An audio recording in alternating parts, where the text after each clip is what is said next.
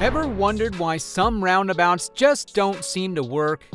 In Kentucky, a new roundabout that's supposed to improve traffic flow and safety is actually causing a lot of confusion and frustration for drivers. Even though it was designed as a modern solution, people are already criticizing its design and the impact it's having on the community. Could it be that this new addition to Kentucky's roads is more of a problem than a solution? Well, stick around to find out. But before that, let's take a look at why the roundabout was there in the first place. Kentucky, located at the western edge of the Appalachian Mountains, has attracted more residents due to its low cost of living. With more people residing in the area, the intersection of Route 60 and 801 in Morehead had become increasingly busy, handling approximately 4,000 vehicles daily. Despite having flashing lights and stop signs, the junction became notorious for attracting severe accidents, raising concerns for both the government and the community. In response to the people's concerns, the Kentucky Transportation Cabinet decided that a roundabout would be the most effective measure to reduce the severity of crashes. This seemed like a good solution, but fate had other plans. With the decision being influenced by the proven safety benefits of roundabouts, the cabinet saw it fit to implement this new idea. I mean, who wouldn't be tempted having been promised a reduction in injury-involved crashes up to 80% as cited by the Insurance Institute for Highway Safety? Plus, the new roundabout design promised a smoother traffic flow and lower emissions. These seemed quite promising indeed. However, these were not the only goodies that came with its implementation. Regarding construction details, the project was fully funded by the Highway Safety Improvement Program with a budget close to $1 million allocated specifically for this intersection. The plans were clearly laid out to the public through a virtual meeting to alleviate the community's concerns. During the meeting, the construction was scheduled to begin in the spring, with completion targeted for late 2022. To further make matters easier, the dates were strategically scheduled during the summer to avoid disrupting school sessions, thus ensuring smooth work. This initiative reflected a commitment to enhancing road safety while minimizing community disruption. Everything seemed to be going well until the roundabout was completed. What was once seen as a solution quickly turned into a disaster. Things escalated until this video was posted on social media. The roundabout seemed not to have changed anything. In fact, it had worsened the situation. It seemed that Kentucky's cabinet overlooked a crucial aspect during the roundabout's construction: public education. Given that most residents are unfamiliar with roundabouts, it was inevitable to have initial confusion. While approaching the new roundabout, cars were seen going the wrong way, causing many to express their skepticism about the necessity of the roundabout.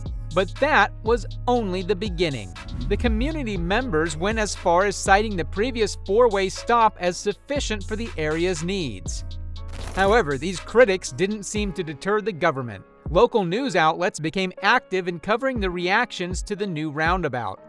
During a public event, Magistrate Karen Johnson discussed the proposed traffic changes with local officials, revealing a general dissatisfaction with the roundabout concept among council members. Furthermore, it raised concerns about the potential negative impacts on local businesses and the overall suitability of the roundabout's location. It seemed that things were heating up. However, the game wasn't over yet. Mayor Jim Edens and other council members had been vocal about their concerns and hopes regarding the roundabout.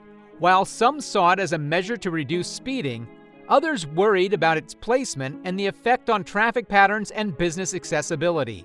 Well, with the confusion of the drivers, it seemed their concerns weren't baseless. However, the story didn't end there. The community continued spreading the news until it reached the office of the Kentucky Transportation Cabinet, which was urged to take these concerns seriously and ensure the modifications aligned with both safety objectives and community needs. Now, you might be thinking that the roundabout was just a waste of time since it's accompanied by negative effects. However, that assumption might be wrong.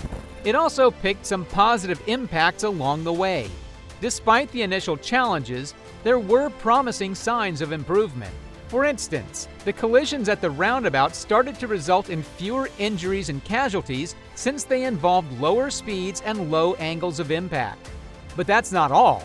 Even studies show that there is a decrease in all crashes by 40% or more, and a decrease in injury crashes by up to 90%. With such numbers, who can't see the impact of the roundabout? This demonstrates a clear safety benefit compared to traditional intersections. However, it is just the tip of the iceberg compared to other regions. Roundabouts, while within Kentucky, might be seen as a negative factor. In other areas, they show a successful margin. When we take areas like Ashland, where new roundabouts were introduced on 15th and 16th Streets, we can see that there are smoother traffic flow and enhanced safety. But I haven't said it was an easy feat, since the community had to adapt to the changes made. It proves that even though roundabouts require a period for the community to adjust, ultimately they facilitate a safer and more efficient traffic management system. Looking into the future, the roundabout is designed to handle the traffic jams, especially at tricky Y and T junctions, which will really help Kentucky's community. Plus, it's designed to look nice and act like a welcoming entrance, which could enhance both the functionality and visual appeal of the area. This new way of thinking suggests that even though people have different opinions about it, the roundabout could really help manage traffic better and make the community happier. However, it also has its share of flaws too. The roundabout might not be able to accommodate all the expected traffic, especially during rush hour. This could lead to potential hazards and traffic jams. As if that isn't troublesome enough, the roundabout's size makes matters worse. With the small dimensions of the roundabout, large trucks and buses can hardly pass through, thus increasing the risk of accidents. Plus, the decision to use an oval shape instead of a traditional circular design could confuse drivers who are not familiar with this layout. It seems quite problematic, doesn't it? But this issue pales in comparison to the next one. This flaw stems from the lack of motorist education regarding roundabout usage. It's pretty obvious that without proper guidelines, motorists may not be able to navigate through the intended route. Even if the roundabout is intended to streamline traffic flow and enhance safety, the absence of clear guidelines and sufficient public education will lead to improper maneuvers and non-compliance with traffic rules. However, they are not unsolvable problems. It's just that they require a little bit of effort. Some improvements could include enhancing the structural design to better support high traffic volumes and large vehicles. Implementing a comprehensive educational campaign to inform the public about proper roundabout navigation could mitigate many of the current issues.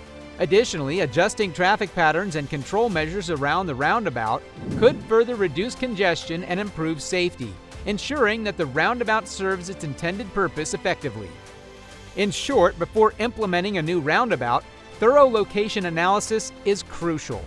For example, Kentucky's experience underscores the roundabout's goals to alleviate traffic congestion and boost safety, amidst criticisms about its design and placement.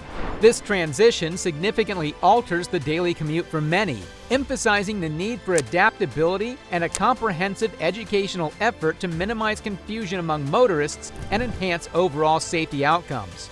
In summary, while the roundabouts offer promising solutions to traffic and safety challenges, they reveal flaws needing careful attention and proactive measures. Ultimately, while the Kentucky Roundabout represents a modern approach to addressing transportation challenges, its success hinges on continuous evaluation, adaptation, and responsiveness to community feedback. By refining its implementation and addressing stakeholder concerns, the roundabout has the potential to evolve into a valued component of Morehead's infrastructure, contributing positively to both traffic efficiency and public safety in the years to come. With that, our video comes to an end. We hope you enjoyed it. As you leave, be sure to hit that like and subscribe button for more videos like this. Until next time.